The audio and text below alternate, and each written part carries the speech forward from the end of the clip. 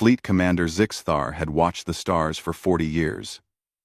His 4 eyes could pick out the smallest details on the massive display screens that covered the walls of Sentinel Prime. The defense station floated at the edge of Tarkonian Empire space, silent and watchful. Every ship, every piece of space dust, every comet that came near their borders showed up on his screens. Nothing escaped the detection grid. Nothing ever had. Zixthar walked slowly across the command center. His long legs carried him past rows of officers who sat at their stations. Each officer watched their own section of space.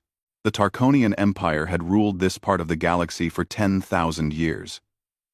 Their sensor technology was the best that existed. They could detect a single ship from 100 light-years away. They could read the heat from an engine across entire star systems. "Commander," a young officer called out. Her name was Pelix, and she handled the navigation sensors. "I have something strange." Zixthar moved to her station. Strange was not a word they used often. "Show me." Pelix pointed at her screen. A red marker blinked near the edge of their territory. "There is a gravitational distortion moving toward us. But Commander, there is nothing else. No heat signature. No electromagnetic readings. No radiation. No light. Just gravity." Zixthar felt his stomach tighten. "Check your equipment. The sensors must be damaged." "I already checked," Pelix said. Her voice was steady. But Zixthar could see fear in her eyes. "All systems are working perfectly. And Commander, the distortion is moving fast. Very fast." Zixthar leaned closer to the screen. The red marker showed something large moving through space. The computer estimated its size at about 800 meters long. Ship-sized. But ships produced heat. They produced electromagnetic signals from their engines and their computers. They produced radiation. They lit up the sensors like small stars. This thing showed nothing. It was like a hole in space itself, visible only because its gravity bent the space around it. "Get me Chief Sensor Officer Kralvex," Zixthar said. His voice came out harder than he intended. Kralvex arrived within minutes. He was old, even for a Tarkonian, and he had designed half the sensor systems they used. He looked at Pelix's screen for a long time without speaking. His breathing grew faster. "This is impossible," Kralvex finally said.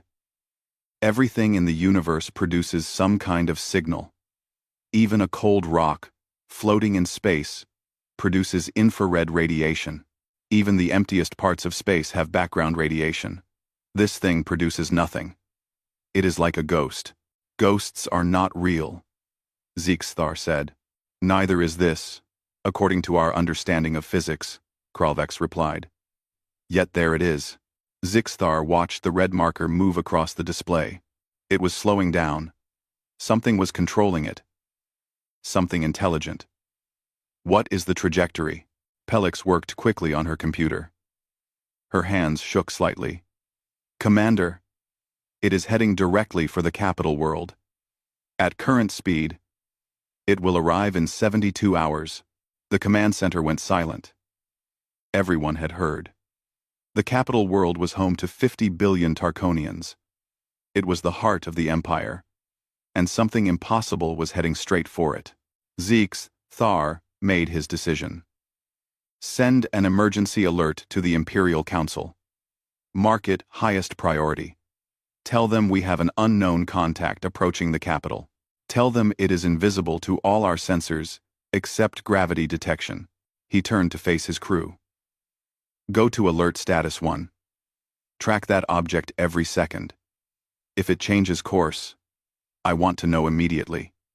If it does anything at all, I want to know." The crew moved quickly. Alert messages flew across space at faster than light speed. Within the hour, the Imperial Council received the news. The council chamber was a massive room carved from a single piece of crystal. It had stood for 5,000 years. Representatives from all the major species in the Empire gathered there. Tarkonians, Velxians, Crothians, and dozens more. They had ruled the galaxy together for centuries.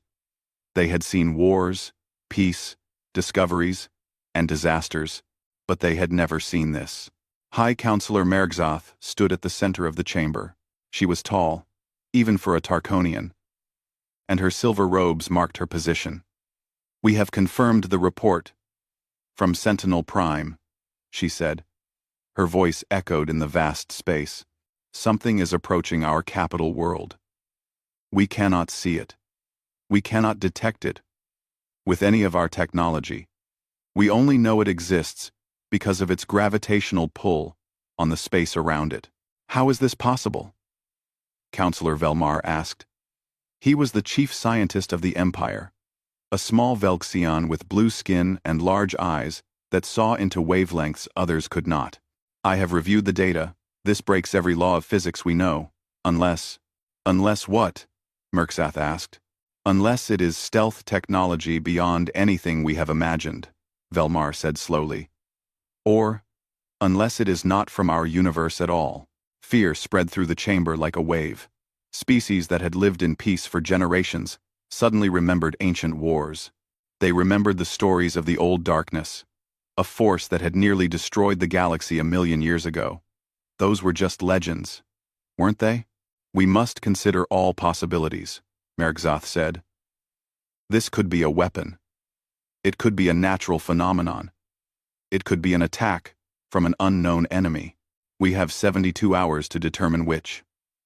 "Admiral Corvex, prepare the defense fleet." Admiral Corvex nodded.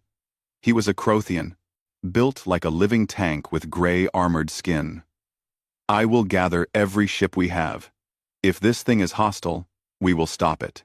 But in his heart, Corvex wondered, how do you fight something you cannot see? How do you shoot at something that produces no heat, no light, no signal at all? It would be like fighting a nightmare. Deep in the lower levels of the council building, a junior analyst named Jihoon Park reviewed the data. He was human, one of only 3 humans working in the Empire administration.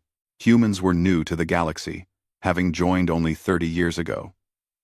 Most people still thought of them as strange, with their flat faces and their odd custom of showing emotion with their mouths. Jihoon looked at the trajectory data over and over. Something about the path the ghost ship followed seemed familiar. He pulled up old records, going back decades. Then he found it.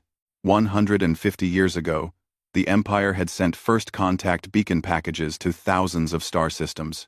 The packages contained messages of peace, information about the Empire, and coordinates to find them. Most of the beacons were never answered. Most were probably never found. But one of those beacons had been sent to a small yellow star system. The coordinates matched the ghost ship's origin point perfectly. Jihoon's hands went cold. He printed the data and ran up the stairs to the main council level. He had to tell someone. This might not be an attack at all. This might be someone answering a very old invitation. But when he reached the council chamber doors, the guards stopped him. Junior analysts were not allowed in during emergency sessions. In orbit around the capital world, 200 warships gathered. They formed defensive patterns that had won 1,000 battles. Their weapons powered up, their shields activated. They waited for the ghost ship to arrive. And across the Empire, billions of people looked at the sky and wondered what was coming for them in the darkness. The emergency session had gone on for 12 hours. Representatives from every major world in the Empire crowded into the council chamber. The normal rules about order and speaking time had been forgotten. Everyone wanted to talk. Everyone wanted to share their fear. High Counselor Mergzath finally struck the resonance bell. The deep sound silenced the room. "We will hear from Chief Scientist Velmar now. Perhaps he can give us answers." Velmar walked to the center platform. His small blue body looked tiny in the huge space, but his voice was strong. "I have studied all the data we have collected over the past 18 hours. The object continues to approach at steady speed. It is now 48 hours from the capital world. It continues to show only gravitational signature." He activated a holographic display. The ghost ship appeared as a red outline against a map of space. "Based on the gravitational distortion, we can estimate its mass and size. It is approximately 800 meters long. It masses about 2 million tons. This is consistent with a large spacecraft. But why can we not see it? Counselor Drothix demanded. The Crothian counselor slammed his fist on his desk. Why does it produce no heat? No light? No radio waves? Nothing? Velmar's large eyes blinked slowly. I have 3 theories. None of them are good. The chamber went silent. Theory 1, Velmar said. Perfect stealth technology. Perhaps this species has learned to block or absorb all electromagnetic radiation. They would be invisible to all our sensors, but this is very difficult. Even theoretical stealth technology should leave some trace. Heat has to go somewhere. Energy has to escape somehow. This ship shows absolutely nothing. He moved to the next part of his display. Theory 2. Interdimensional travel. Perhaps this ship exists partially in another dimension. It would explain why we cannot detect it normally, but our instruments show it is clearly in our dimension. It moves through normal space. It follows normal physics, except for being invisible. And Theory 3? Merkzoth asked quietly. Velmar paused. Theory 3 is that this is not a ship at all. It is a weapon. Perhaps the old darkness has returned. Perhaps this is an ancient artifact, activated after sleeping for millions of years. Perhaps it will destroy us all when it reaches the capital. Panic erupted. Counselors shouted. Some demanded evacuation of the capital world. Others called for immediate attack. A few suggested surrender. Though surrender to what? They could not say. Merkzoth struck the bell again and again. We will not evacuate 50 billion people in 48 hours. It would cause more death than any attack. We will defend our home. We will defend our home. Admiral Korvex stood. His massive frame commanded attention. My fleet is in position. 200 of our finest warships surround the capital. We have planetary defense shields at maximum power. We have weapons that can crack a moon in half. If this thing attacks, we will destroy it. How? Someone shouted from the back. How do you destroy what you cannot see? Korvex had no answer for that. Outside the chamber, Ji-hoon Park waited. He had been waiting for 8 hours. He held his datapad with the beacon information. He had tried to send messages to the council, but junior analysts did not have that access. He had tried to tell the guards, but they had dismissed him. He was just a human. What could he know that the great minds of the Empire did not? Finally, an assistant to Counselor Velmar came out of the chamber. Her name was Sixara, and she had always been kind to Ji-hoon. He stopped her. Please, Ji-hoon said. I have information about the ghost ship. I think I know where it came from. Sixara looked tired. She had been translating scientific data for 12 hours straight. Ji-hoon. We have thousands of theories. Unless you can tell us what this thing is and how to stop it, the Council does not have time. But I found the beacon coordinates, Ji-hoon insisted. He showed her his datapad. Look, 150 years ago, the Empire sent a first contact beacon to this star system. The ghost ship's trajectory matches perfectly. I think someone is answering the beacon. I think this is a first contact situation. Not an attack. Sixara looked at the data. For a moment, hope lit up her face. Then it faded. Ji-hoon. That beacon went to a primitive system. The survey said there was barely multicellular life there. Even if they evolved into spacefaring species, they could not build something like this in only 150 years. It takes thousands of years to develop this kind of technology. But what if they did? Ji-hoon asked. What if they are just trying to say hello? Round. And well. Ji-hoon. And what if they did? Ji-hoon. And what if they are just trying to say hello? Then why do they not answer our hails? Sixara said gently. We have been broadcasting to them. On all frequencies. We have sent mathematical proofs, universal greetings, everything we can think of. They do not respond. They just keep coming. She patted Ji-hoon's shoulder. I will mention your theory to Velmar. But please understand. The Council must prepare for the worst. We cannot risk 50 billion lives on hope. Ji-hoon watched her walk back into the chamber. He felt frustrated and helpless. He knew he was right. He felt it in his bones. But no one would listen.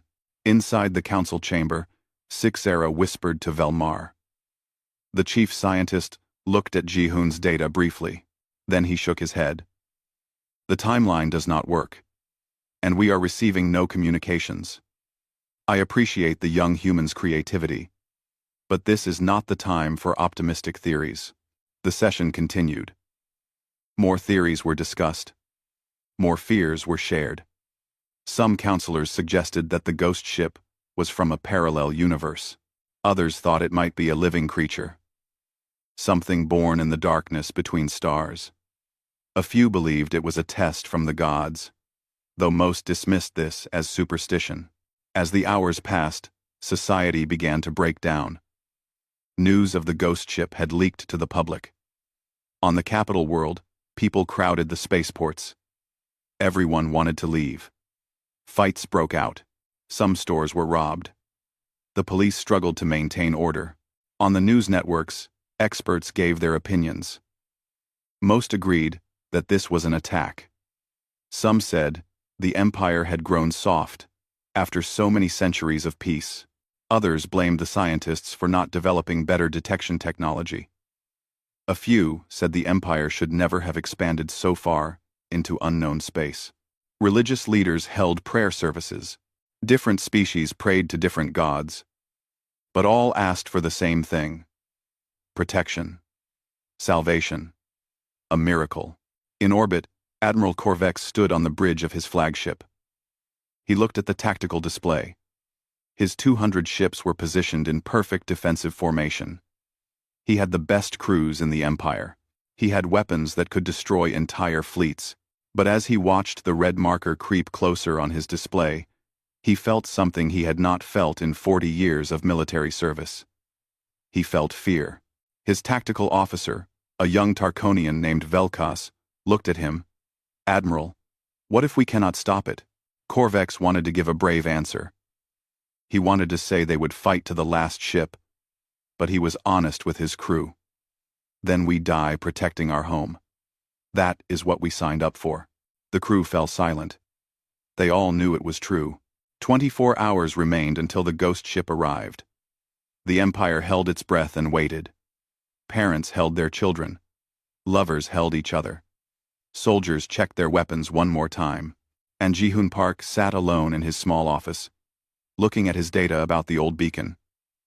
He pulled up information about the star system it had been sent to. The file was old and incomplete. The survey had been done by an automated probe. It listed one habitable world in the system. The world was marked as Class 12 Death World.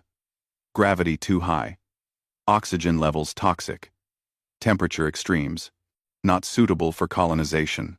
The probe had detected radio waves from the planet, suggesting primitive technology.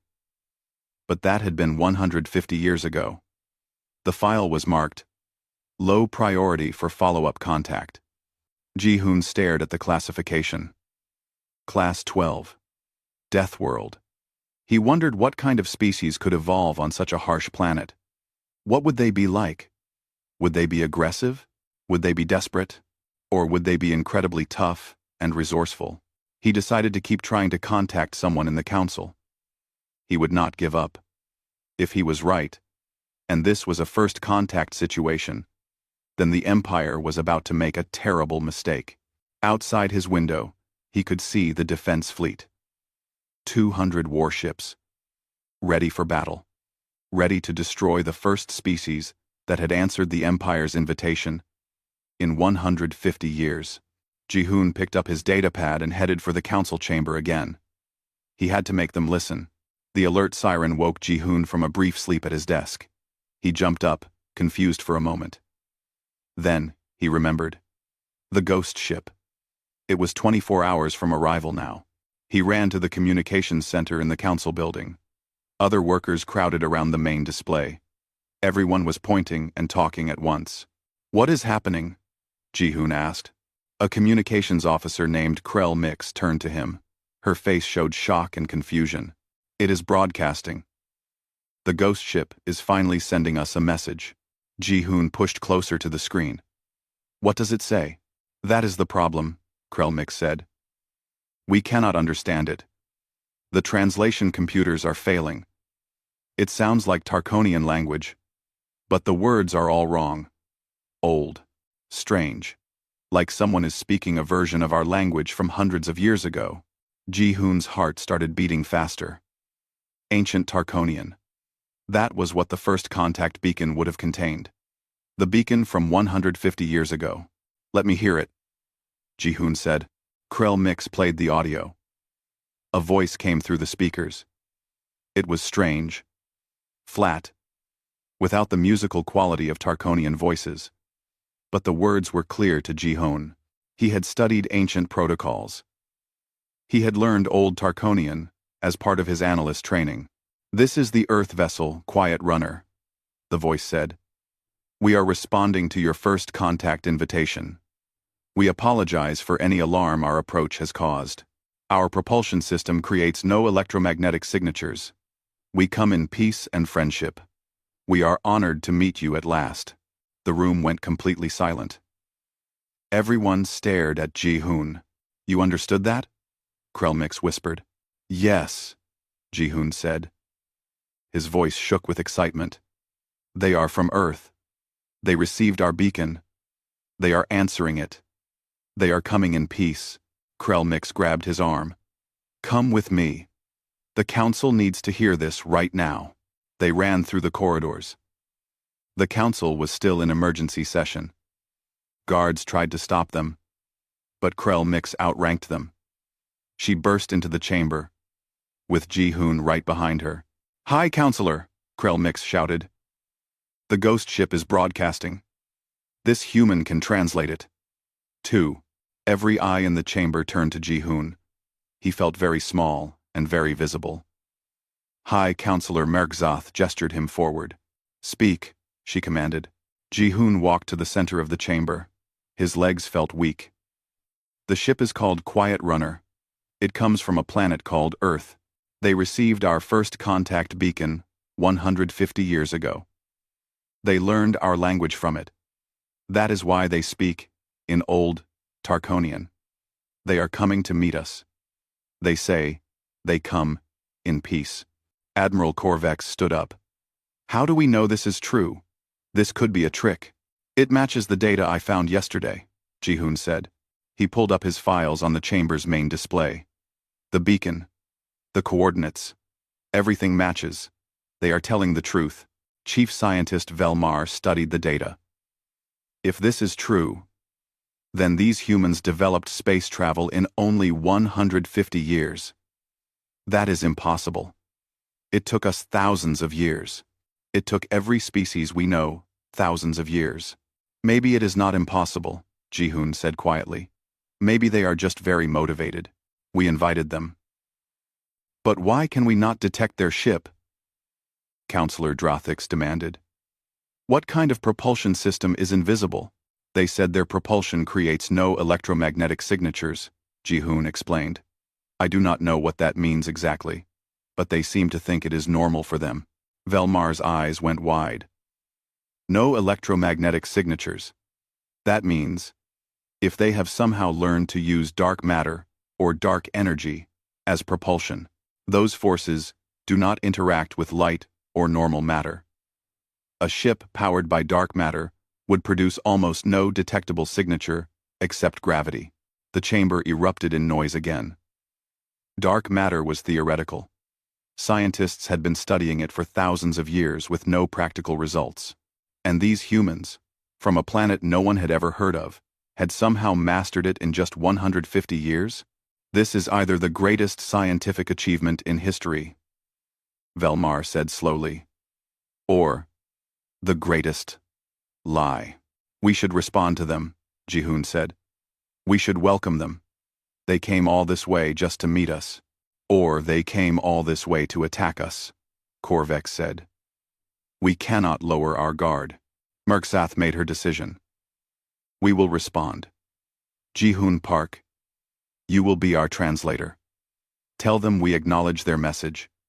Tell them we are glad to meet them, but tell them to stop at a safe distance from the capital world. Tell them we will send representatives to meet them. Jihoon nodded. He went to the communications console. His hands shook as he typed out a message in ancient Tarkonian. He tried to remember the proper formal greeting style. Greetings to the vessel Quiet Runner from Earth. The Tarkonian Empire acknowledges your message. We are pleased to make contact with your species. We request that you stop your approach at a distance of 10 million kilometers from our capital world. We will send representatives to meet you there for formal first contact protocols. We welcome you in peace. Number 2. Number 2. Number 2. Number 2. Number 2. He sent the message. Then everyone waited. The response came back in 15 minutes. The same flat voice spoke. We understand, and will comply. We are reducing speed now. We will hold position at the requested distance.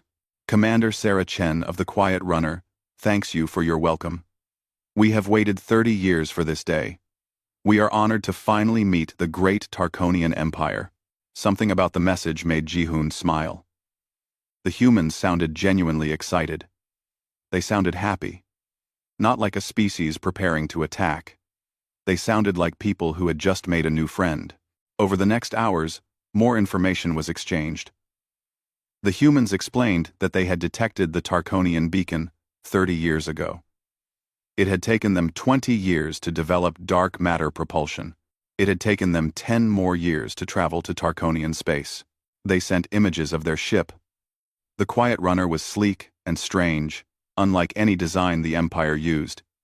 It looked almost organic, with smooth curves instead of the angular designs Tarkonians preferred.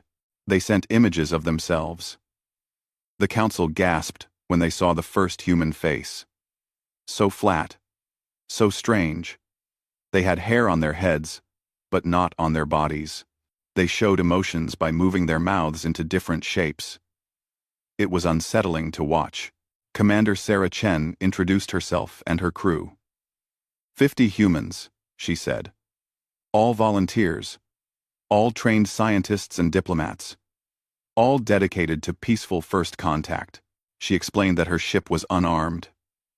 We came to make friends, not war, Chen said through the translation. That would be a poor way to begin a relationship. Velmar analyzed the data they sent about their propulsion system. His hands trembled as he read. This is real, he said to the Council. They have actually done it. They have built a functioning dark matter engine. The theory is sound. The engineering is brilliant. These humans are remarkable. Or dangerous, Admiral Korvex said. Any species that can advance this fast could be a threat. Jihoon had been communicating back and forth with Commander Chen for hours now. He had learned about Earth, about human history, about their journey across space. Chen had a sense of humor. She had made several jokes that Jihoon found funny, even though he did not always understand them. Commander Chen, Jihoon typed. My council wishes to know more about your world. They are concerned that you advanced so quickly. Can you help them understand? The response took a few minutes. When it came, Jihoon's blood went cold. Of course, Chen replied. Earth is our home. It is a beautiful world, though I understand other species might find it challenging. Our gravity is quite strong. Our atmosphere has high oxygen content. We have extreme weather and many dangerous life forms. But to us, it is paradise. It made us strong.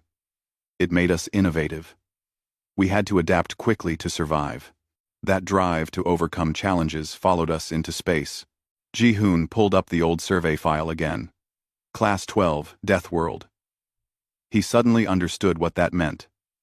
These humans had evolved on one of the most dangerous planets in the galaxy.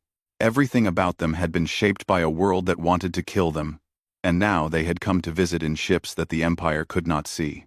He looked at the council. They did not understand yet.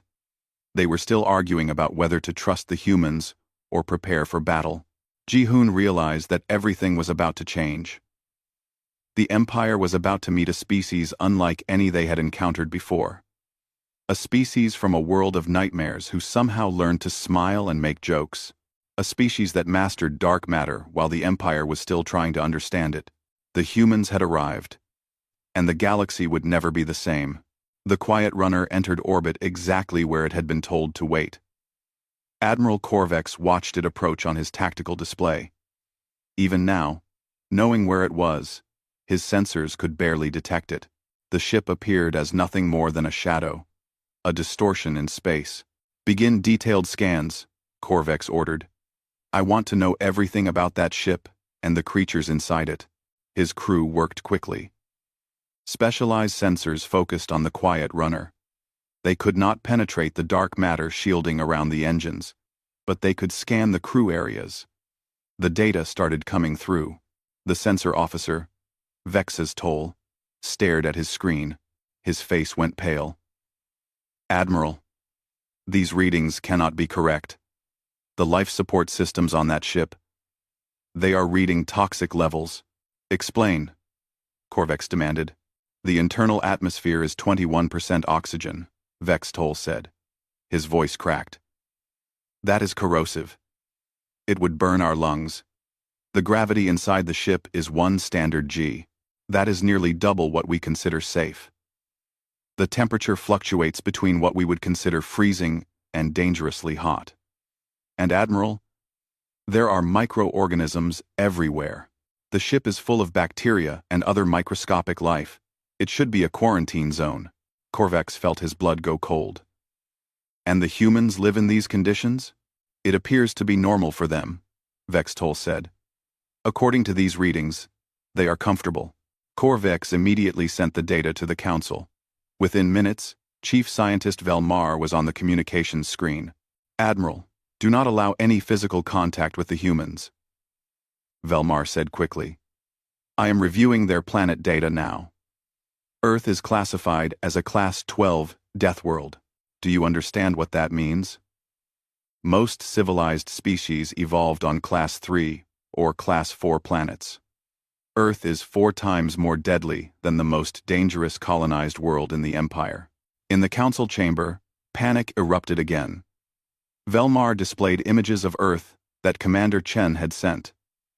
Blue oceans, green land, white clouds. It looked beautiful from space. Then he showed the details. "Earth has gravity that would crush most of our species," Velmar explained. "It has an oxygen-rich atmosphere that is literally burning things slowly. It has massive temperature swings from seasons and day-night cycles.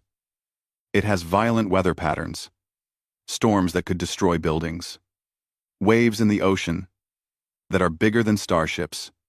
Unquote. He brought up more data. "Earth is full of predators. Large animals that hunt in packs, tiny organisms that cause disease, plants that are poisonous, insects that inject venom. The humans evolved, surrounded by things trying to kill them. They had to become smart, fast, and incredibly resilient just to survive." Counselor Drathix slammed his desk.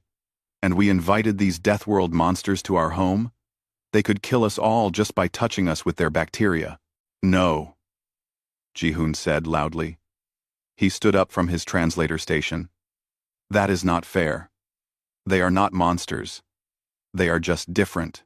"You do not understand, young human," Velmar said gently. "Your species is remarkable. Yes, but you are also terrifying. You evolved in conditions that would kill 99% of species in the galaxy. Your normal is our nightmare." Ji-hoon felt anger rise in him. "I am human too, remember? Am I a monster? Have I hurt anyone in the 30 years humans have been part of the Empire?" The chamber went quiet. They had forgotten. Ji-hoon was human. He looked different with his flat face and strange proportions. But he had always been kind. He had always been helpful. He was one of the best junior analysts they had, even though he was so young. "You are different," Counselor Merkzath said slowly. "Humans who joined the Empire came from a colony world. A world that was terraformed to be less harsh. You grew up in gentle conditions. These humans from the Quiet Runner grew up on Earth itself. They are pure Deathworlders." Ji-hoon felt something twist in his chest. He had never been to Earth. His parents had been born on the colony world. New Soul. It had comfortable gravity, normal atmosphere, peaceful weather. He had grown up thinking of himself as civilized, as one of the gentle species. But Commander Chen and her crew were different. They were from the original world, the hard world. They were what humans were meant to be. "I want to meet them," Ji-hoon said. "Let me go to their ship. I can translate properly. I can help the Council understand them." "Absolutely not," Admiral Korvex said through the comm system. "It is too dangerous. We know nothing about their intentions." But High Counselor Merkzath looked thoughtful. "Actually, it makes sense. Ji-hoon is human. He can survive their environment, and he has been communicating with them successfully. He can be our ambassador." "And if they take him hostage?" Korvex demanded. "Then we will know they are hostile," Merkzath said quietly. "But if they welcome him, if they treat him with respect, then perhaps we can trust them." Ji-hoon was placed on a small shuttle with a security team. They approached the Quiet Runner slowly. As they got closer, Ji-hoon could finally see the ship clearly with his eyes. It was beautiful. The hull was smooth and dark, almost like water at night. Strange lights glowed along its surface in patterns he did not recognize. A docking port opened. The shuttle connected with a soft thud. "Remember," the security captain said to Ji-hoon, "if anything seems wrong, say the code word, and we will extract you immediately." Ji-hoon nodded, his heart pounded. The airlock door opened. The air that rushed in smelled different. It had a strange quality that Ji-hoon could not identify. Fresh. Somehow. The gravity felt heavier as he stepped through. His colony world had been set to 0.8 G. This was a full 1 G. He could feel the difference in his bones. Commander Sarah Chen waited on the other side. She was shorter than Ji-hoon expected, but she stood straight and strong. Her dark hair was pulled back from her face. Her eyes were kind. "Welcome aboard the Quiet Runner," Chen said in ancient Tarkonian. Then she switched to modern standard language. "I have been learning your current language from the broadcasts. I hope I am speaking correctly now." You are doing very well," Ji-hoon said. His own voice sounded strange to him. He realized he was speaking to another human for the first time in years. "I am Ji-hoon Park. I am the Empire's translator." "Park," Chen said with a smile. "That is a Korean name. My grandmother was Korean. It is good to meet family out here among the stars." She led him through the ship. Ji-hoon saw other crew members. They all looked different from each other. Different skin colors. Different face shapes. Different body types. But they all moved with the same confident strength. "Your council is afraid of us," Chen said as they walked. "I understand why.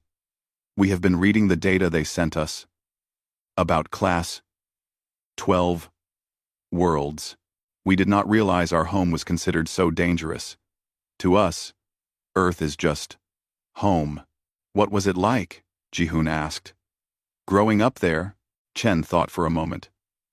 "Beautiful. Challenging. We learned young that nature does not care about us. The ocean can drown you. The sun can burn you. Wild animals can hurt you. But we also learned that working together, we can overcome anything. We built cities. We tamed rivers. We learned to predict weather. We turned a deadly world into a home." She showed him the ship's bridge. It was smaller than Tarkonian bridges, more efficient. Everything was designed for function. "Our propulsion system," Chen said, pointing to a display.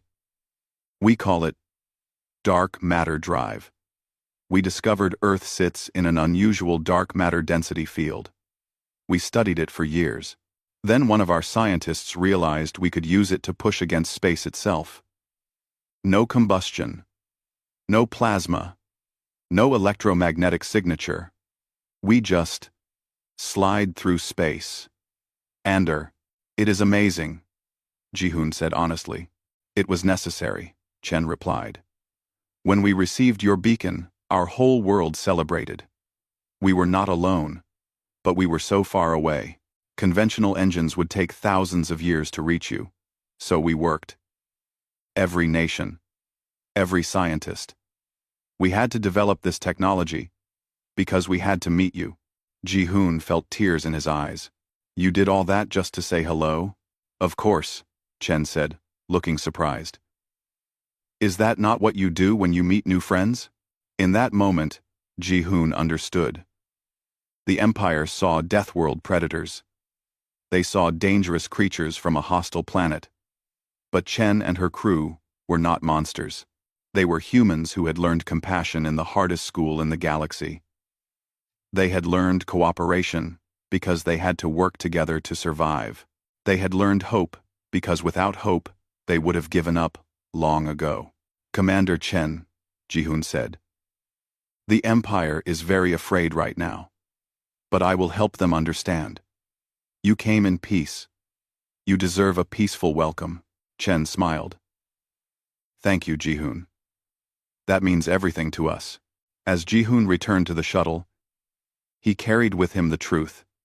Humanity was strong. Yes. Humanity was tough. Yes. But humanity was also kind. And that was the most important thing of all.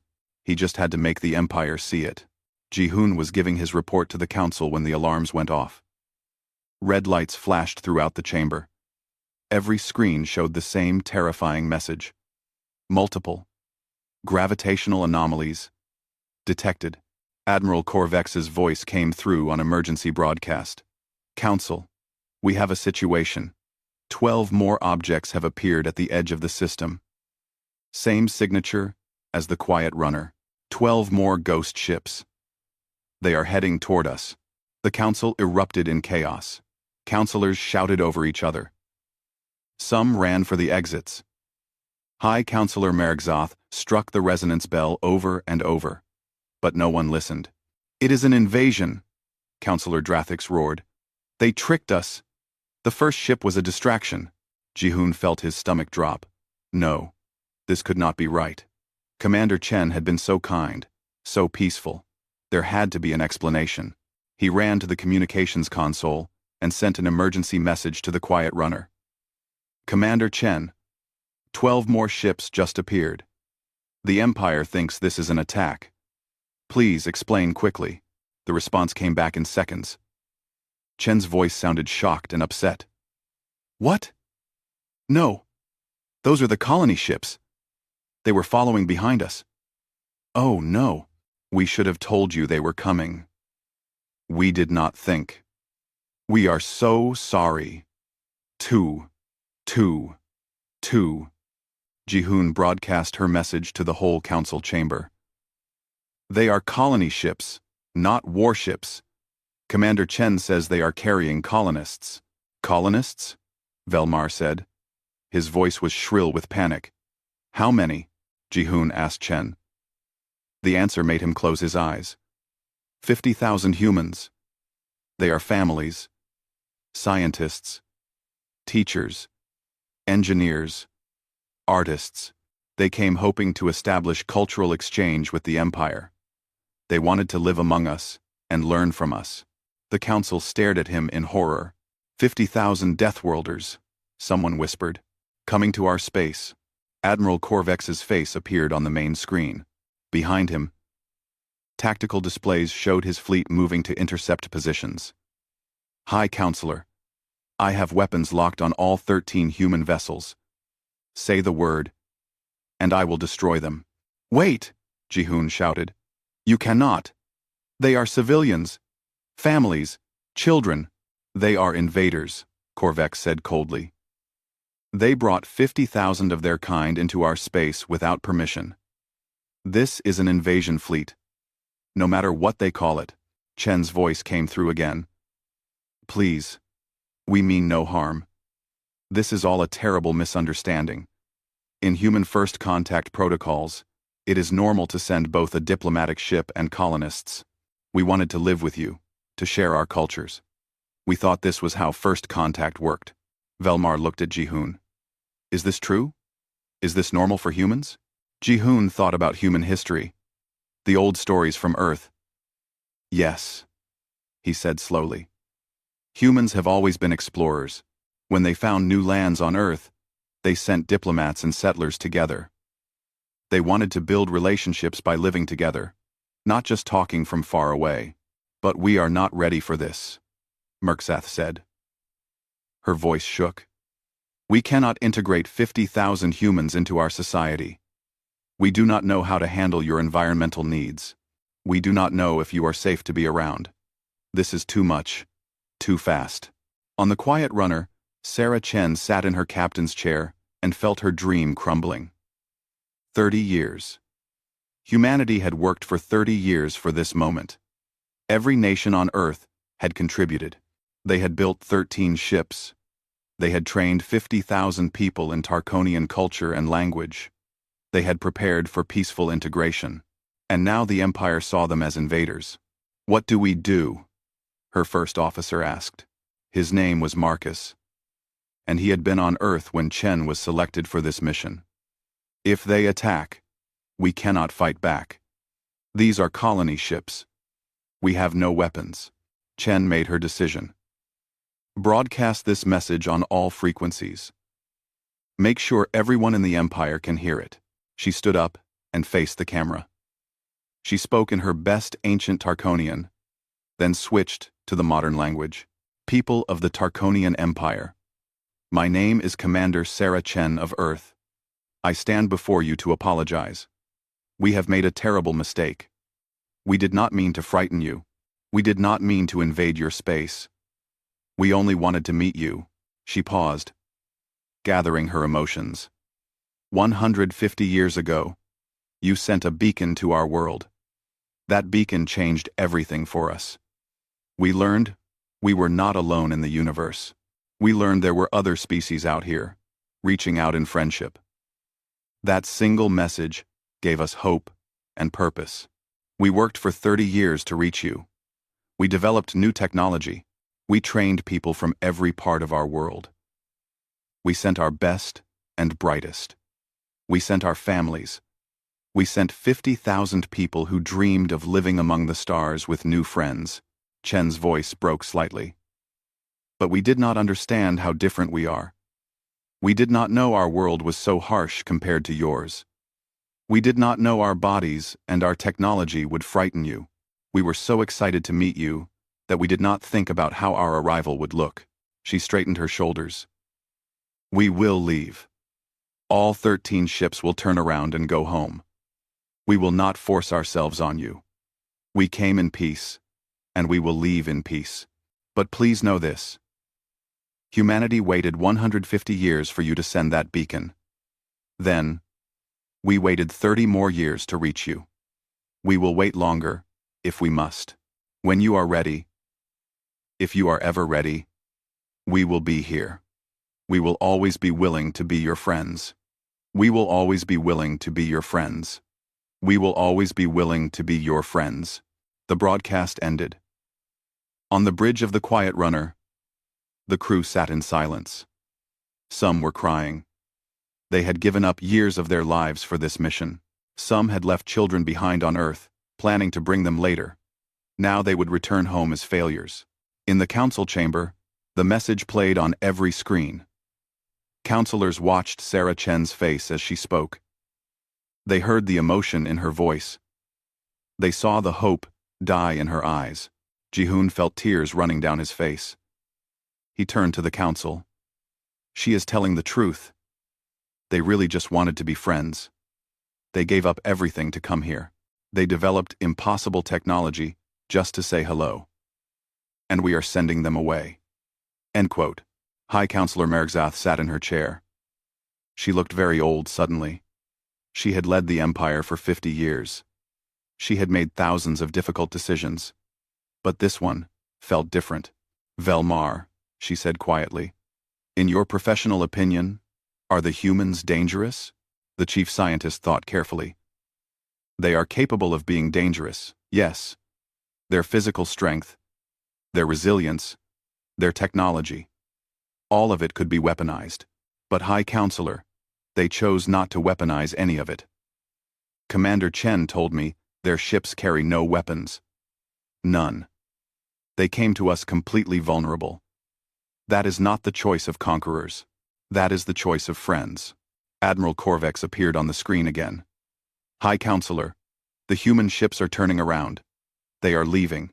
Should I stand down? Mergzath looked around the chamber. She saw fear in the faces of the counselors. But she also saw something else. Shame. They had been given a gift, the friendship of a remarkable species. And they had rejected it, out of fear. Admiral Korvex, Mergzath said slowly. Stand down. Do not fire on the human ships. Then she stood up. Open a channel to Commander Chen. Sarah Chen's face appeared on the screen. Her eyes were red, but she held herself with dignity. Commander Chen, Mergzath said. Please do not leave. Not yet. You are right that we are frightened. You are right that we are not ready for 50,000 of your people. But perhaps we can start smaller. You and your crew of 50. Stay here. Live among us. Teach us about humanity. Help us understand you. And when we are ready, when we have learned to not be afraid, then perhaps the colony ships can return. Hope flickered in Chen's eyes. You would accept us? We invited you 150 years ago, Mergzath said. It would be rude to take back an invitation. Besides, Ji-Hoon Park needs more humans to talk to. He is terribly outnumbered here. Laughter rippled through the council chamber. The tension broke like a released spring. Chen smiled. It was the most beautiful smile Ji-Hoon had ever seen. We would be honored to stay. Thank you, High Counselor. Thank you for giving us a chance. Over the next weeks, the Quiet Runner and its crew integrated into Empire society. The colony ships turned back toward a nearby system where they could wait safely. Commander Chen and her crew set up an embassy. They shared their dark matter propulsion technology freely. Amazing Empire scientists. They shared human art, music, and food. And slowly, the Empire learned to not be afraid. They learned that Deathworld humans were not monsters. They were just people who had learned to be strong, but who chose to be kind. Ji-Hoon Park was appointed as the official liaison between humanity and the Empire. He stood on the balcony of the embassy one evening, watching the stars. Commander Chen joined him. Thank you, she said quietly, for believing in us when no one else did. Thank you for coming, Ji-Hoon replied. You reminded me what it means to be human. Not the gentle colony version. The real version. The version that never gives up. The version that crosses the galaxy just to make a friend. Chen handed him a small pot with a white flower. This is a peace lily. On Earth, we give them as gifts when we want to make peace with someone. I brought 1,000 of them from home, hoping to give them to our new friends. I want you to have the first one. And Ji-Hoon took the plant carefully. It was beautiful and delicate. Hard to believe it came from a death world. Above them, the stars shone bright. Somewhere out there, 12 colony ships waited for their chance to come home. And someday, when the Empire was ready, they would return. 50,000 humans, ready to build a new life among the stars. But for now, 50 were enough. 50 ambassadors of humanity. 50 bridge builders between worlds. 50 friends who refused to give up on hope. The council chamber was massive. It floated in space, a structure built by species so old that most races had forgotten their names. Inside, representatives from 200 worlds sat in their designated areas. Some breathed oxygen, others methane. Some were covered in fur, others in scales or metal-like skin.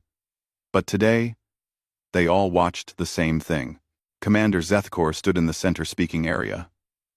He was Cravathi, which meant he stood nearly 3 meters tall. His 4 arms were crossed over his armored chest. His species had conquered 12 star systems in the last 200 years. They were proud of this fact. Very proud. The Cravathi Empire demands the territory known as Sector 7, Zethkor announced.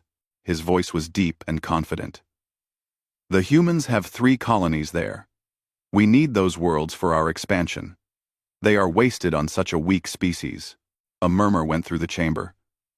Some species shifted in their seats. Others made sounds of concern in their various languages. The translation devices worked quickly to help everyone understand. Ambassador Thelvar rose slowly from his seat. He was from one of the oldest species in the galaxy. His people had been traveling the stars when the Cravathi were still learning to make fire. He was thin and tall, with silver skin that seemed to glow slightly. His eyes were completely black, showing nothing of what he thought. But his voice carried weight that made even Zethkor pause. Commander Zethkor, Thelvar said calmly, the Council does not grant territory based on demands, especially not human territory. They are under Council protection. Zethkor laughed. It was a harsh sound that echoed in the chamber. Protection? From what? We have studied the humans. They have no natural weapons.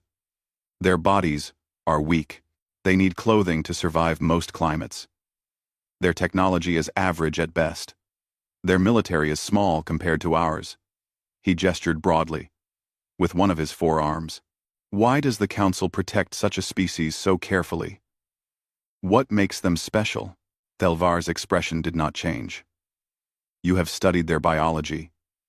You have studied their technology. But you have not studied their history. History? Zethkor's tone was mocking now. What does history matter? We live in the present. History, Thelvar continued, is how you understand a species. Humans come from what we classify as a Class 12 Death World. Do you know what that means? Zethkor waved a hand dismissively. It means their home planet is dangerous. Many species come from difficult worlds. Earth is not just difficult. Another council member spoke up. This was Ambassador Yril, whose species valued caution above all else. It has weather that can destroy cities, animals that hunt in packs and alone, diseases that evolve faster than most species can track, gravity that would crush many races here. And humans survived all of it, with no natural armor, no venom, no enhanced strength. They survived by being clever, Zethkor said. That does not make them dangerous to us. Thelvar stepped forward slightly. The lighting in the chamber seemed to focus on him. Commander, I will be very clear. Humanity is under Council protection for a reason. They are a Death World species. They do not break when pressured. They adapt. They learn. They endure.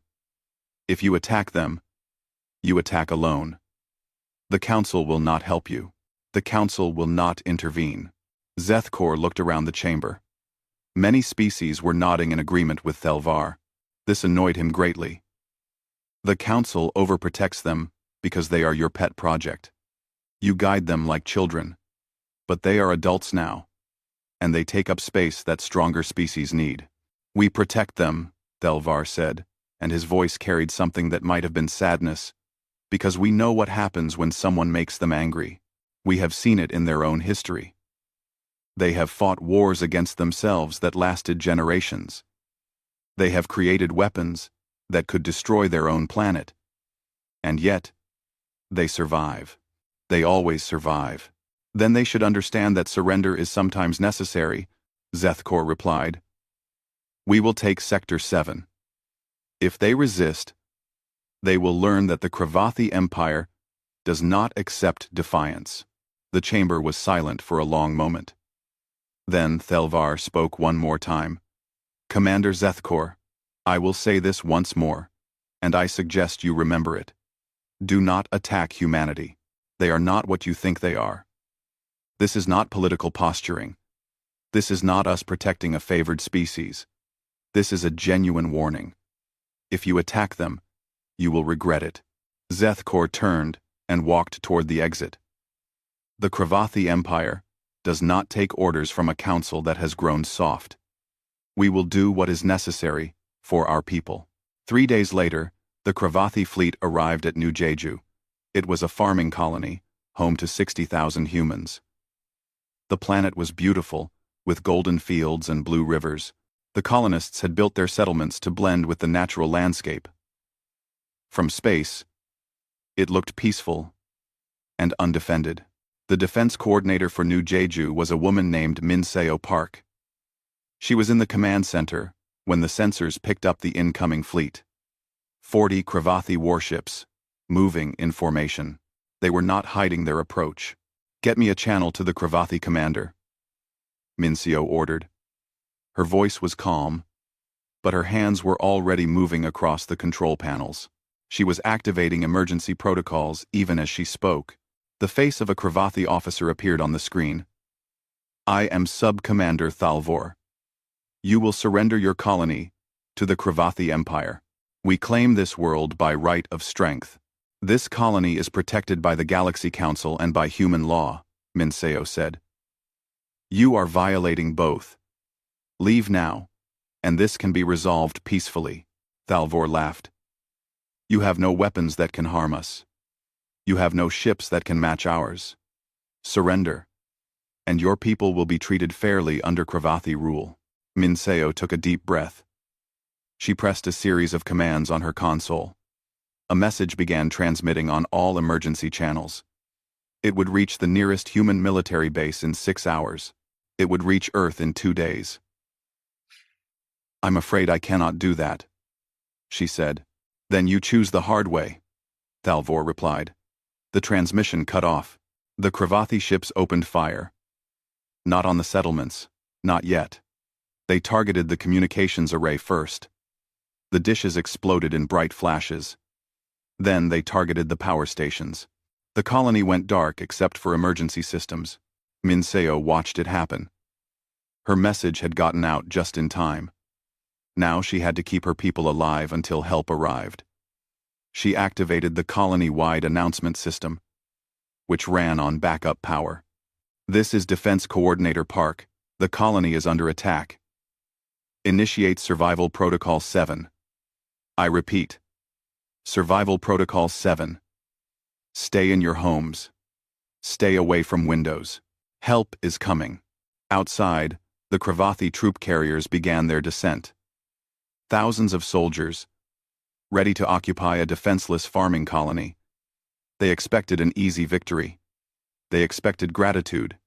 Even, many conquered species eventually thanked the Cravathi for bringing them into their empire. What they did not expect was that in 6 hours, a human military fleet would receive Min Seo's message. They did not expect that the message contained detailed scans of their ships, their formations, and their tactics. They did not expect that every human who heard about the attack would remember it. And they definitely did not expect that the Galaxy Council's warning had been completely serious. The Cravathi had just made a terrible mistake. They simply did not know it yet. The Cravathi soldiers landed in the main settlement of New Jeju 3 hours after the bombardment. They marched through the streets in perfect formation, weapons ready. But there was no one to fight. The streets were empty. Doors were closed. Windows were shuttered. Sub-Commander Thalvor stood in what the humans called the town square. It was a circular area with gardens and benches where people could gather. Now, it was just him and his soldiers. He activated his translation device and spoke loudly. "People of New Jeju, the Cravathi Empire now controls this colony. You will cooperate with us. In return, you will be treated fairly. You will continue your work. You will supply food to our ships. Resist, and there will be consequences." Silence. Not a single human appeared. This confused Thalvor. When they conquered other species, there was usually crying or anger or at least questions. But humans just disappeared into their homes and stayed quiet. He sent soldiers door to door to count the population and explain the new rules. The first team returned an hour later. "Sir, the humans say they understand," one soldier reported. "They seem calm, almost too calm." "Good," Thalvor said. "Fear makes them obedient." But the soldier looked uncertain. "Sir, I do not think they are afraid. They look at us like they are waiting for something." The next day, problems began. Small problems at first.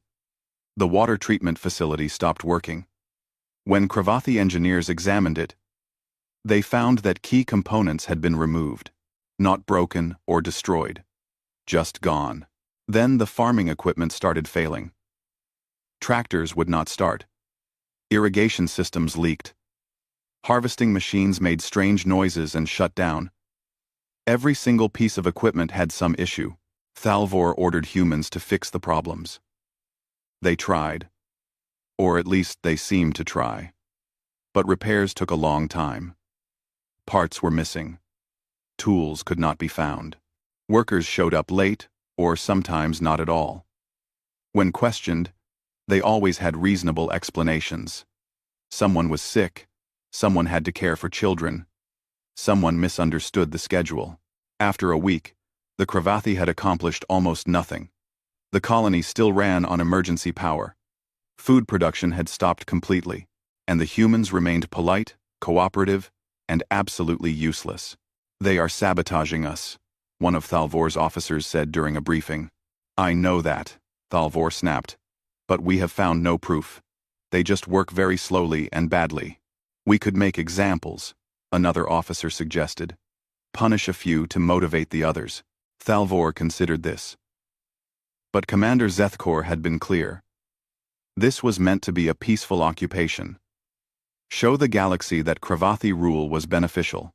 Violence now would make them look like brutes. "Not yet," he decided. "Give them more time to accept the situation." Meanwhile, 6 light-years away, Captain Ji-Hun Kang stood on the bridge of the UHSF Resolute.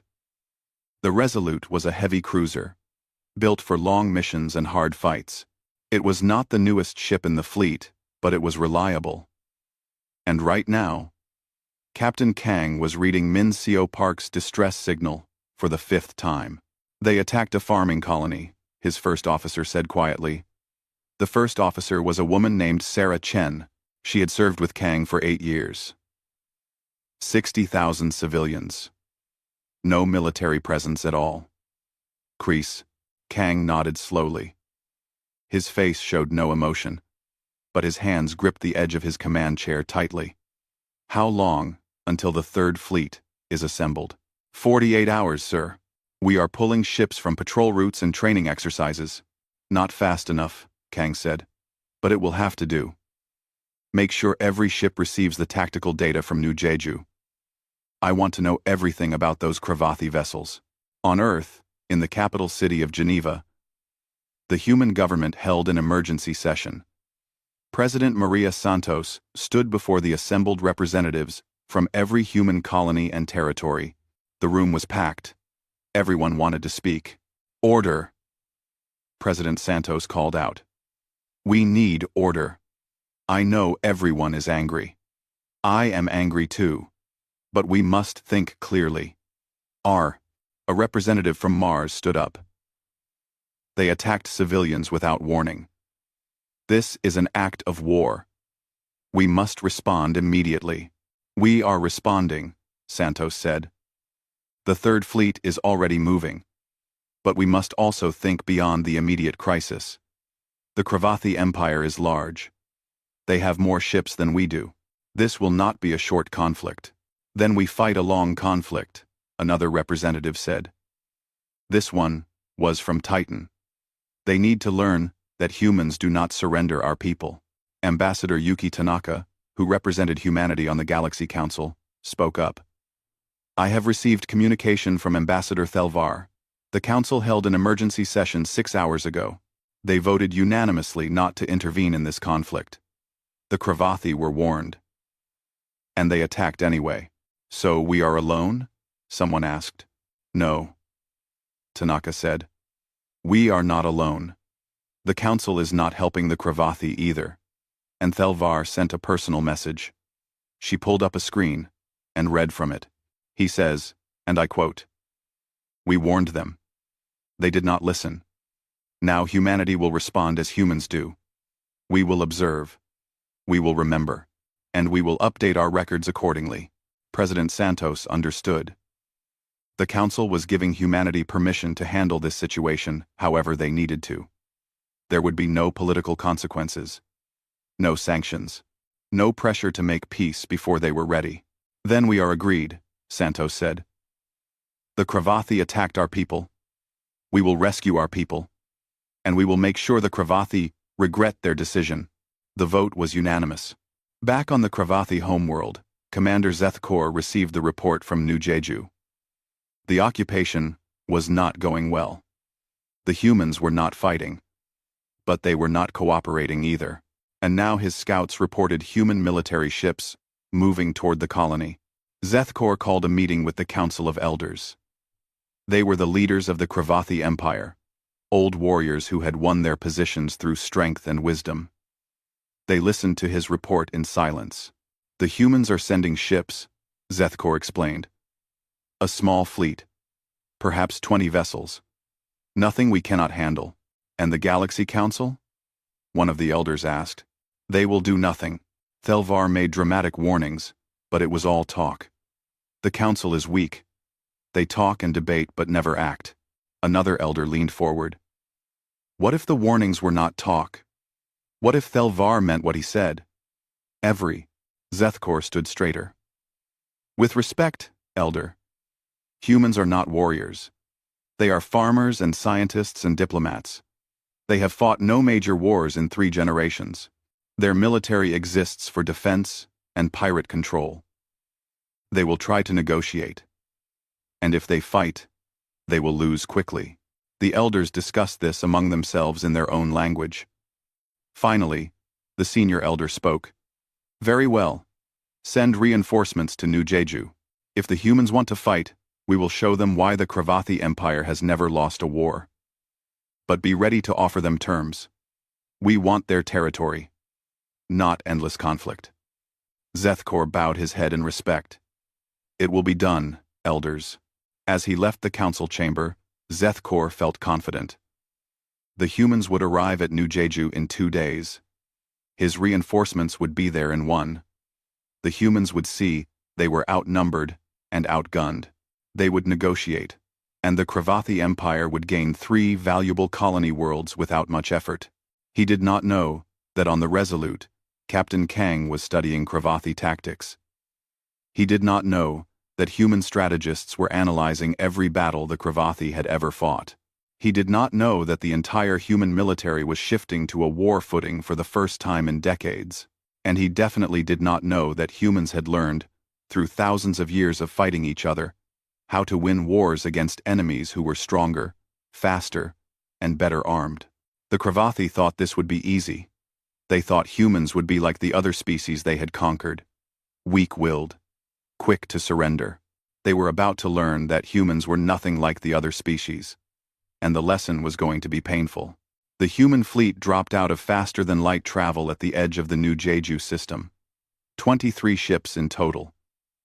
Cruisers, destroyers, and support vessels. On paper, they were outnumbered. The Cravathi had 40 warships now, after reinforcements arrived. Bigger ships, more weapons. On the bridge of the Resolute, Captain Kang watched the sensor displays. He could see every Cravathi ship. They were arranged in a standard defensive formation around the planet. Textbook, military positioning, strong and intimidating. "They want us to see them," Sarah Chen said. "They are trying to make us afraid." "It is working a little," Kang admitted. "But fear is useful. It makes you careful." He opened a channel to all human ships. All vessels. "This is Kang. Initiate evacuation protocol. Defensive positions only. Do not fire unless fired upon." Sub-Commander Thalvor watched the human ships approach. They were moving slowly, cautiously. Good. They understood they were outmatched. He opened a communication channel. "Human vessels, This is Sub-Commander Thalvor of the Cravathi Empire. You are outnumbered and outgunned. Turn back now, or we will destroy you. Kang's face appeared on Thalvor's screen. The human looked calm, almost tired. Sub-Commander, we are here to evacuate our civilians. Allow us to do so, and we will discuss terms afterward. Right. Thalvor was surprised. The human was not demanding surrender or making threats. He was asking permission. This seemed weak. You want to abandon your colony? We want our people safe. Kang said simply. Let us take them. And no one needs to die today. Thalvor considered this. He sent a quick message to Commander Zethkor, who was now in the system aboard his flagship. The reply came back quickly. Let them evacuate. It shows weakness. Once their people are safe, they will have nothing to fight for. Very well, Thalvor said. You may approach the planet, but if any ship powers weapons, we will fire on all of you. Understood, Kang said. The human fleet moved into orbit. Transport ships descended to the surface. And this was when Thalvor began to understand something was wrong. The Cravathi started targeting the transports with weapon locks, standard intimidation. But the human warships immediately moved to block the targeting solutions. They put themselves between the transports and the Cravathi guns.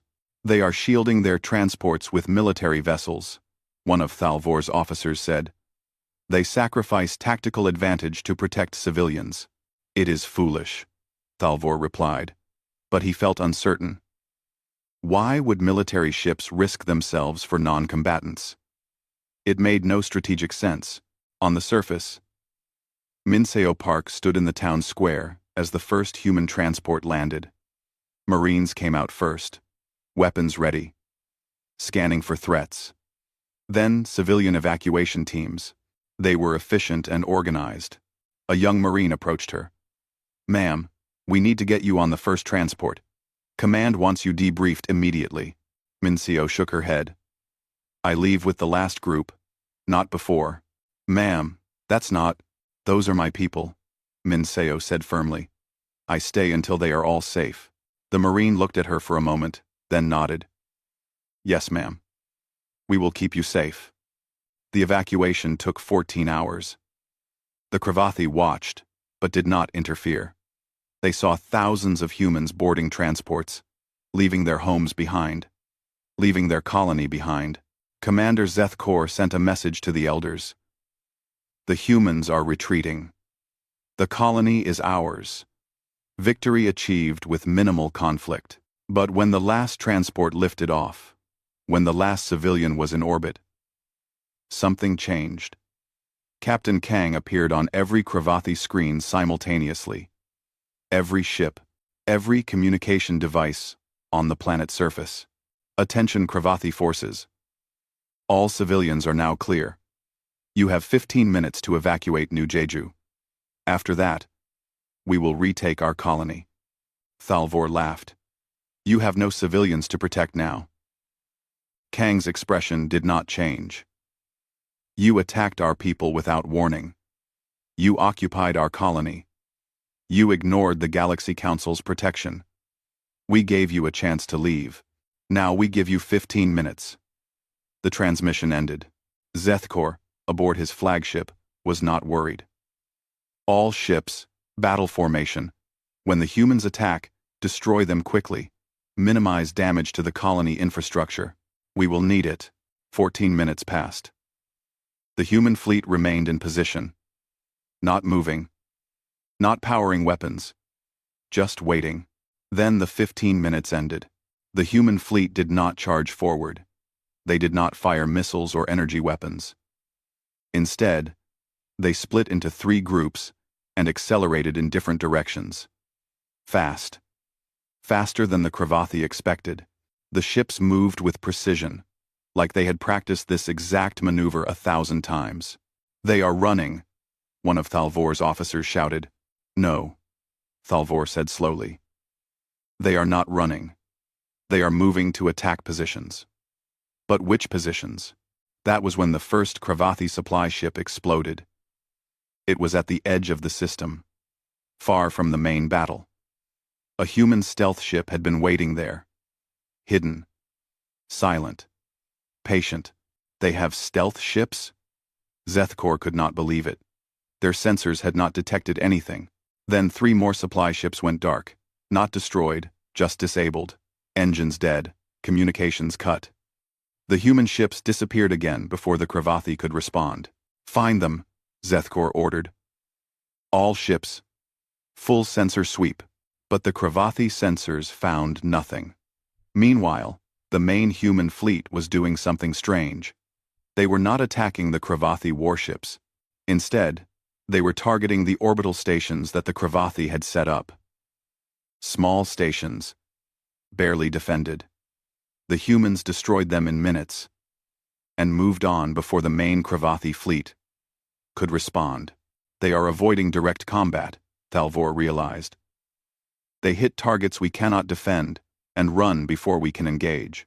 Then we force them to fight, Zethkor said. All ships. Pursue the human fleet. Run them down. The Cravathi fleet split up to chase the human groups. This was exactly what Kang wanted. When the Cravathi ships spread out, they lost their formation strength, and human ships were faster in small-scale maneuvers. A group of 5 Cravathi destroyers chased 3 human frigates. The human ships led them toward an asteroid field. The Cravathi followed, confident they would corner their prey. But when they entered the field, the human ships suddenly stopped running. They turned and fired. Not at the Cravathi ships, but at specific asteroids. The asteroids exploded, sending debris in calculated directions. The Cravathi ships had to scatter to avoid the debris, breaking their formation. That was when the human ships attacked. Quick, precise strikes at weak points. Engines, communication arrays, weapon systems. Not trying to destroy the Cravathi ships, just disable them. Then the human ships vanished into the asteroid field again. What kind of tactic is this? One Cravathi captain demanded over the communication channel. The answer was simple. It was human tactics. Humans had fought wars against themselves for thousands of years. They had learned that you do not always need to be stronger. Sometimes, you need to be smarter, faster, more adaptable. Over the next 6 hours, the battle became a nightmare for the Cravathi. Their ships were faster in straight lines, but slower in turns. Their weapons were more powerful, but less accurate at close range. Their formations were strong, but required coordination. And the humans attacked every weakness. Stealth ships hit supply lines. Fast ships drew Cravathi vessels into traps. The main fleet never stayed in one place long enough for the Cravathi to mass their forces. And every time the Cravathi adapted to one tactic, the humans switched to something new. By the time the sun rose over New Jeju the next day, the Cravathi had lost 12 ships. Not destroyed, but disabled and adrift. The human fleet had lost 1 destroyer. And more importantly, the Cravathi ground forces on New Jeju were now cut off from resupply and reinforcements. Commander Zethkor sat in his command chair, staring at the tactical display. This was not how the battle was supposed to go. The Cravathi Empire had never faced an enemy like this. Enemies either fought honorably or surrendered. They did not do whatever it took to win. Pull back, he ordered finally. Retreat to high orbit. We need to regroup. But as the Cravathi fleet withdrew, Zethkor sent an emergency message to the homeworld. The message said, "We need more ships. The humans are not what we expected. Send everything you can." On the Resolute, Sarah Chen looked at the sensor data. "Sir, the Cravathi are retreating. We won." "No," Kang said quietly. "We won this battle. The war just started, and they will come back with more ships." He looked at his crew. "Good work, everyone. But prepare for the next fight. It will be harder." In the Galaxy Council chambers, Ambassador Thelvar watched the battle reports. Another council member approached him. "Should we intervene?" the council member asked. "No," Thelvar said. We warned the Cravathi. They chose not to listen. Now they learn what it means to fight a species that survived a death world. He paused. I do not think they will listen to warnings anymore. But they will.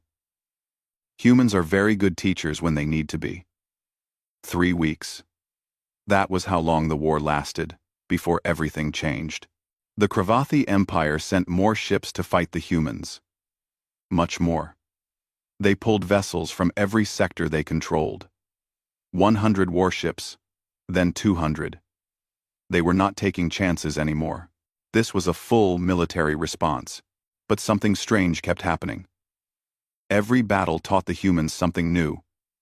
And humans learned fast. In the second week, the Cravathi tried a new formation designed to counter human hit-and-run tactics. It was a brilliant formation, developed by their best strategic minds. It worked perfectly, for exactly 3 battles. By the 4th battle, human ships had adapted. They found the weak spots in the new formation and exploited them ruthlessly. How do they learn so quickly? A Cravathi admiral demanded during a strategy meeting. We take years to develop new tactics. They counter them in days. They share information? An intelligence officer explained. Every human ship sends detailed battle reports to every other human ship. Every captain studies every engagement. They treat each battle like a classroom. Commander Zethkor stared at the tactical displays, showing the current state of the war. The Cravathi had more ships, better weapons, but they were losing ground. This should not be possible, he said quietly. On New Jeju, the situation on the ground was even worse for the Cravathi occupiers. The human civilians were gone, but human soldiers had landed. Not in massive numbers, but in small teams. They moved at night. They struck without warning. They made the Cravathi afraid of the dark. Commander Su-Jin Lee led one of these teams. She had 12 soldiers with her, against 3,000 Cravathi troops in the main settlement. On paper, it was suicide. But Su-Jin had studied Cravathi psychology. She knew what scared them. Cravathi were pack fighters. They felt safe in groups. They relied on overwhelming force and direct confrontation. So Su-Jin did the opposite. Her teams attacked supply depots at night. They sabotaged equipment. They cut communication lines. They never stayed in one place. They never fought fair. After 1 week of this, the Cravathi ground forces were exhausted. They slept in shifts, always watching for shadows. Every sound made them nervous. They started shooting at things that were not there. Morale collapsed. Sub-Commander Thalvor tried to restore order. He organized patrols. He set up defensive perimeters. He used every tactic from the Cravathi military handbook, but the handbook assumed enemies who followed rules. Humans did not follow any rules except winning. One night, Thalvor's command post came under attack. Not from gunfire or explosives, from sound. Human soldiers had surrounded the building and played audio recordings at high volume. The recordings were of Cravathi distress calls, wounded soldiers, dying commanders, mixed with human voices speaking in broken Cravathi. We are coming. We are patient. We are always watching. We are coming. We are coming. We are coming. It was psychological warfare. It was cruel. It was effective. Thalvor sent a message to Commander Zethkor. I cannot hold New Jeju with current forces. The humans do not fight like any species we have encountered. They treat war like hunting. Request immediate reinforcement or permission to withdraw. The reply was simple. Hold position. Retreat is not an option. Reinforcements are coming. But the reinforcements never made it to New Jeju. Because in the 3rd week, humanity launched Operation Counterstrike. Human intelligence had spent 2 weeks studying captured Cravathi technology and intercepted communications. They mapped every Cravathi military installation in 3 sectors. Every supply depot. Every repair station. Every communication relay.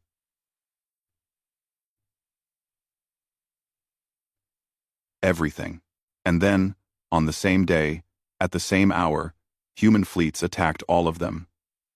Simultaneously. Not the Cravathi homeworld. Humans were not conquerors. They did not want Cravathi territory. But they wanted the Cravathi military eliminated as a threat. So they went after the infrastructure that made the Cravathi military possible.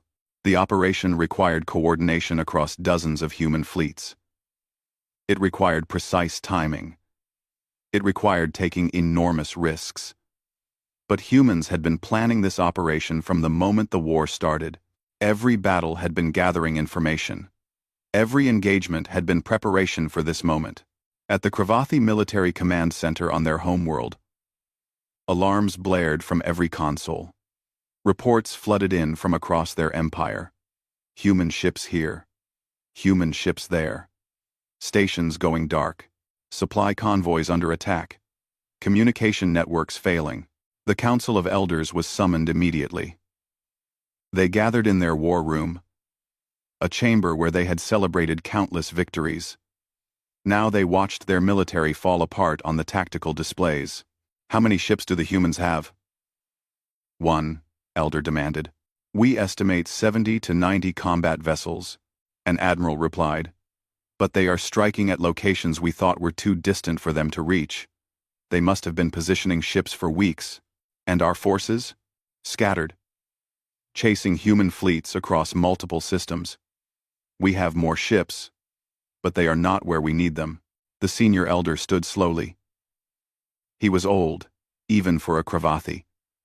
He had led the empire through 3 successful wars, but he had never seen anything like this. How long can our military function without the installations they are targeting? Go. The admiral hesitated. Days, perhaps. Without repair stations, damaged ships cannot be fixed. Without supply depots, ships run out of fuel and ammunition. Without communication relays, we cannot coordinate fleet movements. Days, the elder repeated. The humans have been at war with us for 3 weeks. And in 3 weeks, they have learned enough to dismantle a military that took us 2 centuries to build. Another elder spoke up. We still have the advantage in numbers.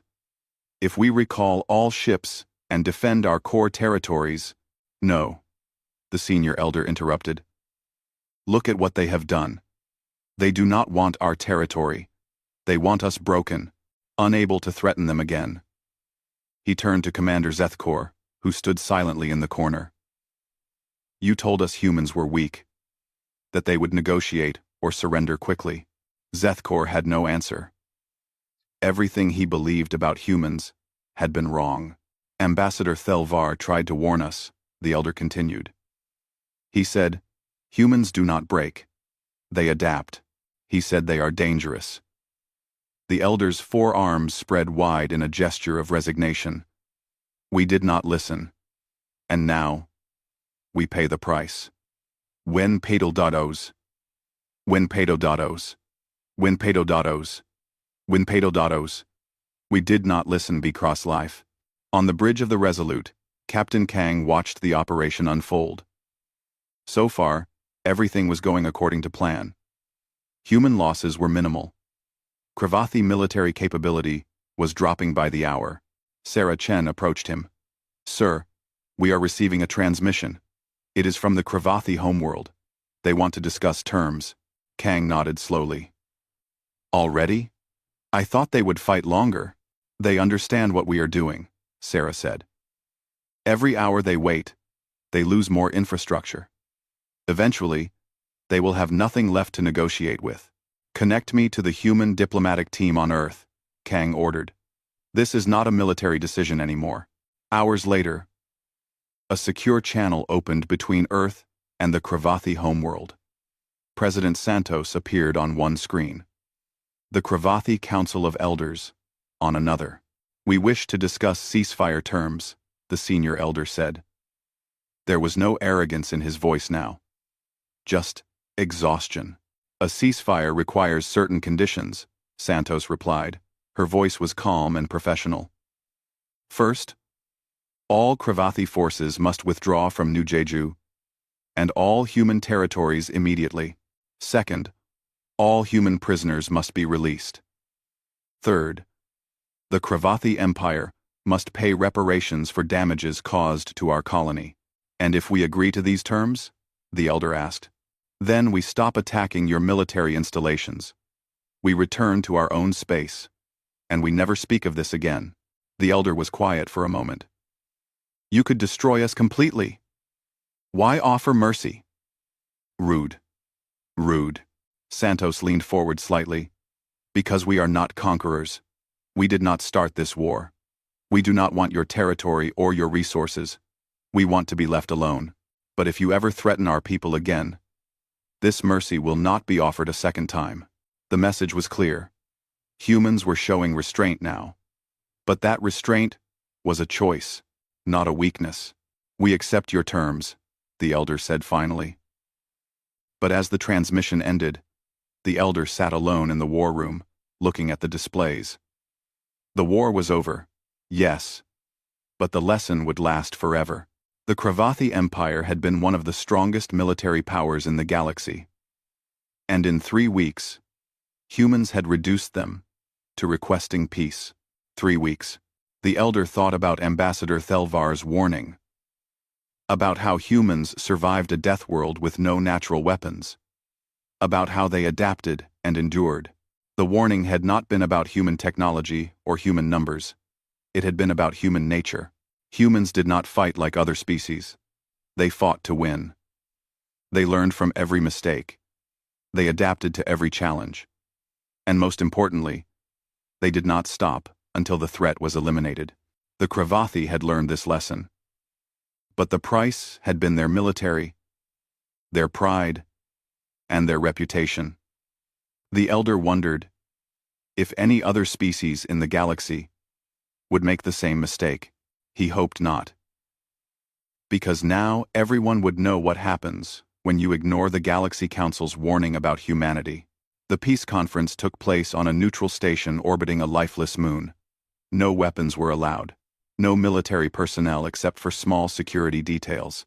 Just diplomats, translators, and witnesses from the Galaxy Council. Ambassador Thelvar attended, not as a mediator but as an observer. He sat in the back of the room, watching as President Santos and the Cravathi Council of Elders signed the formal peace agreement. His expression, as always, revealed nothing. But inside, he felt something close to sadness. The terms were clear.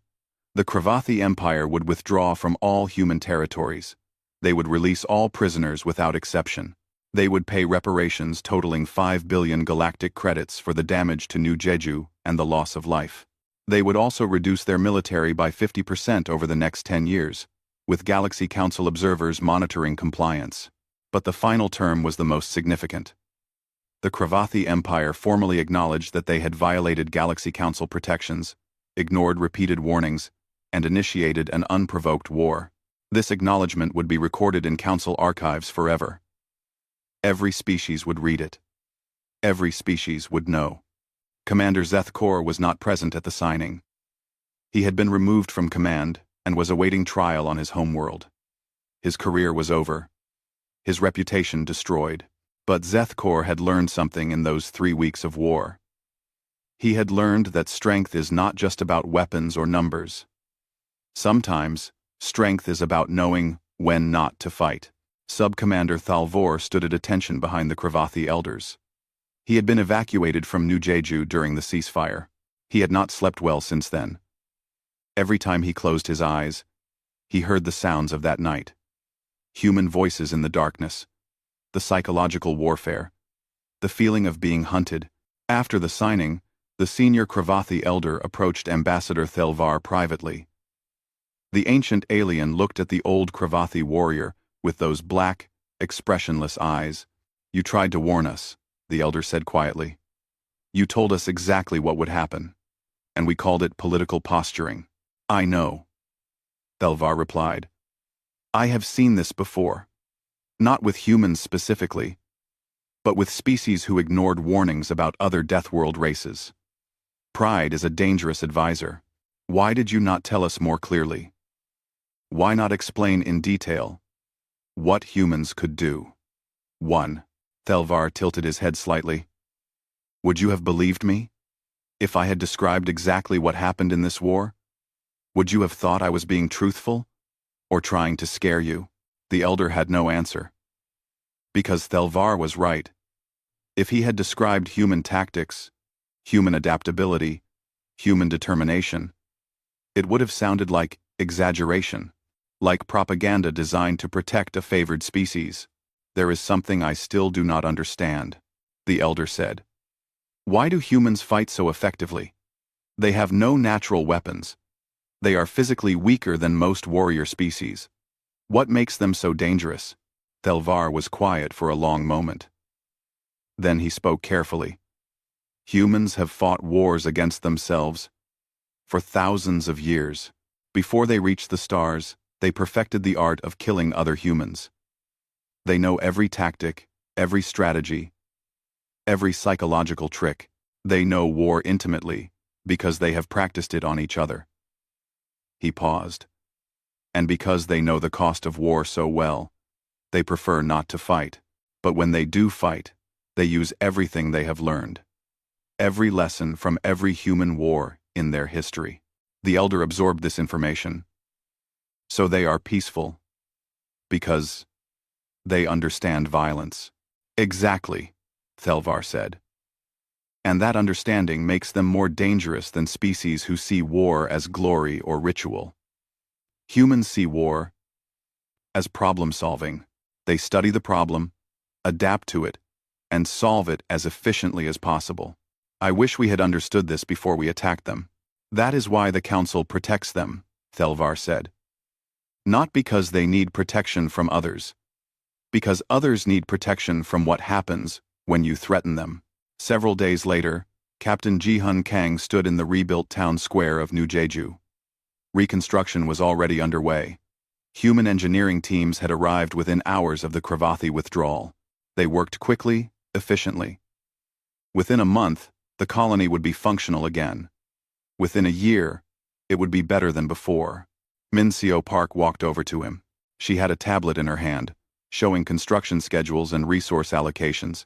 Captain Kang, the civilian government wants to award you and your crew medals for the evacuation and liberation of New Jeju. Kang shook his head. We were doing our job, protecting our people.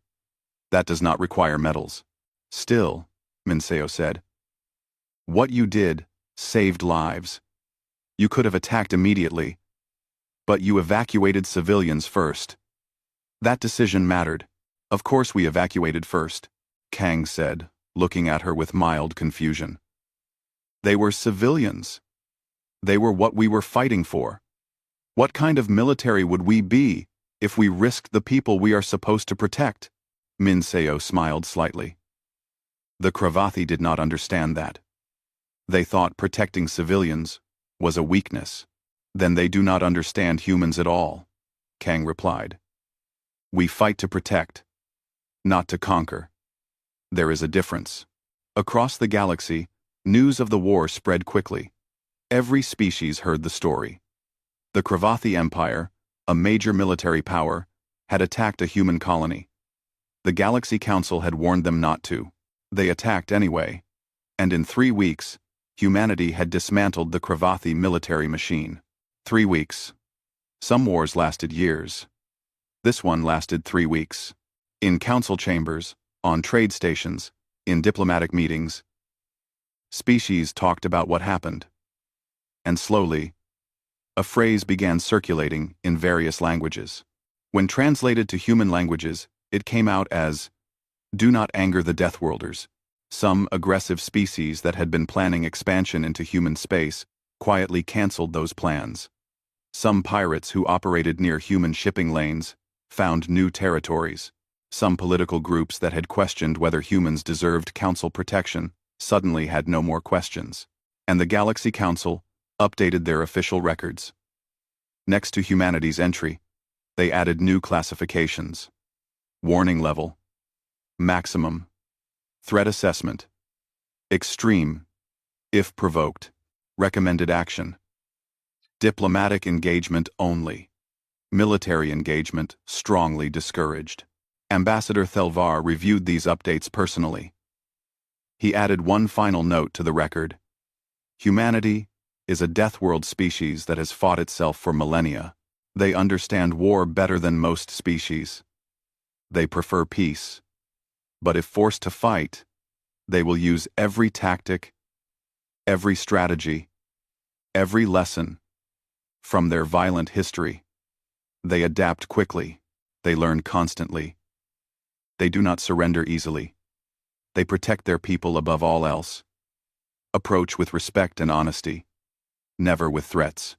1 year later, at a Galaxy Council session, a young species requested permission to establish trade relations with humanity. The request was approved unanimously, but before the young species left, Ambassador Thelvar approached their representative. A word of advice, Thelvar said. Humans are excellent trade partners. They are honest, creative, and reliable. But if you ever have a dispute with them, resolve it through words and negotiation, never through threats or violence. Why? The young representative asked. Are humans really as dangerous as the stories say? Thelvar gestured to a datapad showing the historical record of the Cravathi War. This is not a story. This is what happens when someone ignores warnings about humanity. The Cravathi were a powerful empire. Now, they are a diminished power that will take generations to recover. And the humans did this not because they wanted to, but because they had no choice. The representative read the report, eyes widening. 3 weeks? 3 weeks. Thelvar confirmed. Remember this when you negotiate with them. Treat them with respect. Honor your agreements. And never, ever make them feel threatened. On Earth, in a small apartment in Seoul, Min Seo Park sat with her family. She had returned from New Jeju for a brief visit before going back to resume her duties as defense coordinator. Her daughter, who was 7 years old, asked her about the war. Mom, why did the aliens attack us? Min Seo thought about how to answer. They thought we were weak. They thought we would not fight back. But we did fight back? Yes. We did what we had to do to protect our people. Are the aliens sorry they attacked us? Min Seo smiled sadly. I think so, honey. I think they are very sorry. Her daughter was quiet for a moment. Will other aliens try to attack us? I do not think so, Min Seo said. Because now they all know what happens when you attack humans. We do not start fights, but we finish them. This was the lesson that spread across the galaxy. Humanity was not aggressive. They did not seek conquest. They preferred trade, diplomacy, and peaceful cooperation. But if you threatened them, if you attacked their people, if you ignored the warnings about what they could do, then you would learn. You would learn that humans came from a world that tried to kill them every day. You would learn that they survived through adaptation and determination. You would learn that they had fought wars against themselves and knew every trick, every tactic, every strategy. You would learn that they protected their own above everything else. You would learn that they did not break easily. You would learn that they remembered every lesson from every fight. And most importantly, you would learn that when the Galaxy Council warned you about something, they were not making political statements. They were trying to help you avoid a terrible mistake. The Cravathi had learned this lesson. They had paid for it with their military strength, their reputation, and their pride. The lesson had cost them everything. And now, across the galaxy, every species knew one simple truth. Do not ignore the Galaxy Council's warning about humanity, because if you do, humanity will make you pay.